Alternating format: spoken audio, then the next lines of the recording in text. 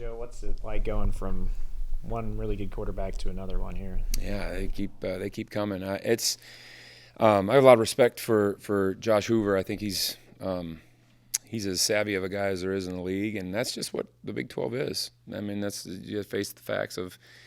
I don't.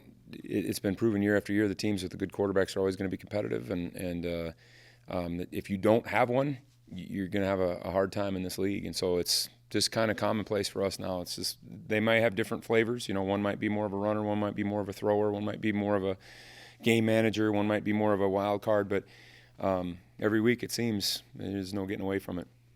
What is Hoover's flavor in your eyes? I think he really knows what he's doing with the football. I think he is athletic enough to keep plays alive, and they do a lot of stuff. You know, sometimes teams max up the protections and keep a lot of people in and try to protect the quarterback that way. These guys don't do that. They're a lot more what we would call 50 pro, which means they're getting their back out a lot in the route and using just their 5-0 lineman for protection.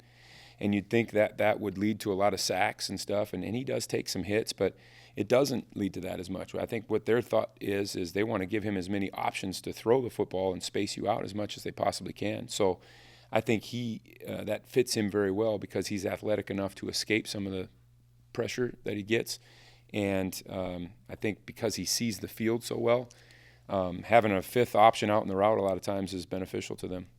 He's mobile. Do you consider him a running threat?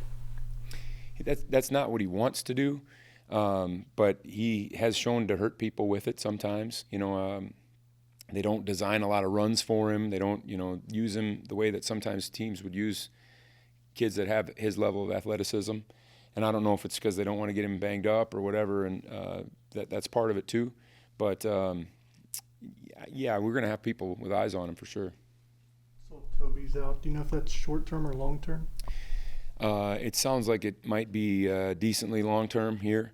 I'm not sure what the status will be for later in the year, but for the next couple of weeks for sure, it looks unlikely. Who are some guys that count on the D-line without him in there? I'm sorry? Who are some other guys on the D-line you count on without him in there? Yeah, Jordan Allen will have a bigger role now. When Ryan Davis got back, Jordan's, we've shuffled him around a little bit because he's good enough to be out there. He just hasn't really found a home. If Toby's out for a stretch, then we'll have to park Jordan in a place, which I think will be good for him so he can just learn one position. It's going to put more stress on guys like Travis Bates. It's going to put more stress on guys like Cody Stufflebean, who, frankly, are great players. They're doing a really good job for us. It's just, the thing that we're going to miss with Toby is, especially when it comes to third down. It'd be great in a game like this where you could just rush and that's his forte. And he's, even though the numbers, I don't even know what the numbers are, but he's a threat in the pass rush game, and we'll miss that. Is it as fun to coach Quay Moss as it appears to be? Yeah, Quay's an instinctive kid that loves football, and we saw that on his film and recruiting, and I don't think he was a heavily recruited guy and kind of an under the radar. We tried to keep it that way guy, but he's just he's getting more and more confident too, which I can appreciate, and he's getting more and more football smart. He's instinctive. I don't know if he really understood a lot of situational things. I think he's getting that better now. I'm not saying he's Einstein or anything that way, but I think he's getting better that way. So it's fun. Yeah, he's a good one to have at practice, and he challenges the guys, and we need it. What are some of the regrets that come to mind from the Baylor game on defense? Yeah, I don't have any from the players' perspective. I don't fault those guys at all. I don't think they prepared hard. They had a good week of practice. They played hard. They were in the game. We made a ton of adjustments. They handled them. The players were awesome.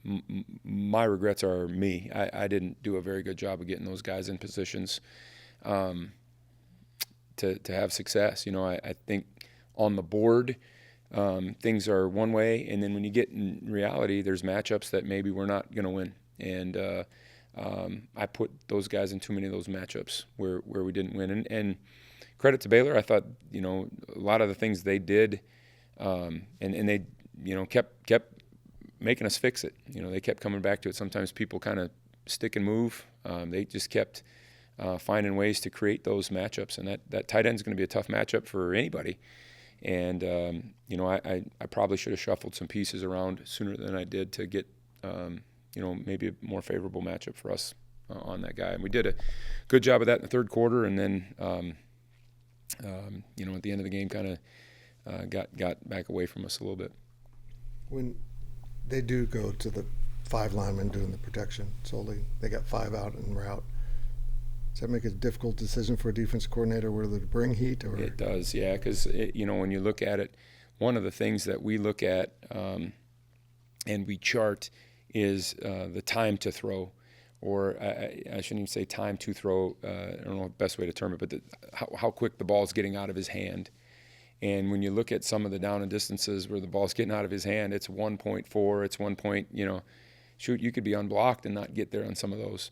And so that's a difficult answer that as the game goes on, that's the game of chess a little bit, because conventional wisdom say, well, why don't you drop 8 then, or why don't you do those things? And that stuff's great, but that's going to lead to some scrambles, and then you got scramble problems.